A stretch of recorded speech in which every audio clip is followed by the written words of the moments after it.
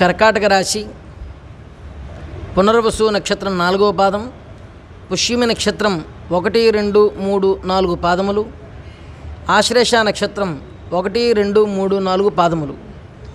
ఈ రాశి వారికి గురుడి యొక్క సంచారం 13/5/2025 వరకు వృషభ రాశి యందు, అనంతరం మిథున రాశిలో 18/10/2025 లగాయితూ, కర్కాటక రాశి యందు మరలా 5/12/2025 లగాయితూ, ద్వాదశ స్థానముకు మిథున రాశి యందు లోహమూర్తిగాను ఉండడం వల్ల ఈ రాశి వారికి ప్రారంభం లగాయితూ అన్ని విధాలా కూడా అన్ని కార్యాల్లో కూడా జయకరంగా ఉంటుంది.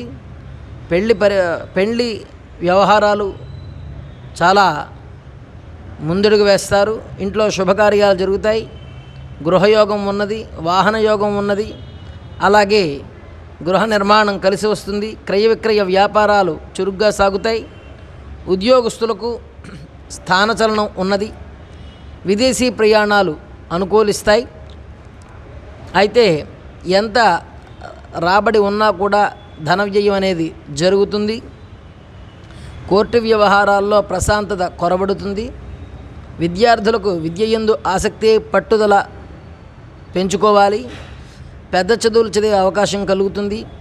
విదేశీ ప్రయాణాలు విద్యార్థులకి అనుకూలిస్తాయి. వ్యవసాయదారులకి పాడి పంటలు అనుకూలిస్తాయి. అలాగే వ్యాపారస్తులకు క్రయ విక్రయాల్లో లాభసాటిగా ఉంటుంది.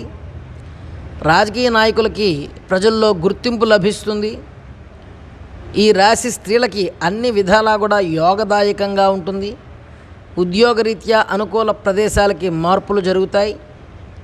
వివాహంలో జరగవలసిన వారందరికీ కూడా, వివాహం కావాలి అనుకునే వారందరికీ కూడా ఈ సంవత్సరం చాలా అనుకూలమైనటువంటి సంబంధాలు కుదురుతాయి. ఆదాయం కన్నా ఖర్చు అధికం ఉంటుంది. విదేశీ దూర ప్రయాణాలు కలిసి వస్తాయి. క్రీడాకారులకు చాలా ప్రోత్సాహకరంగా ఉంటుంది.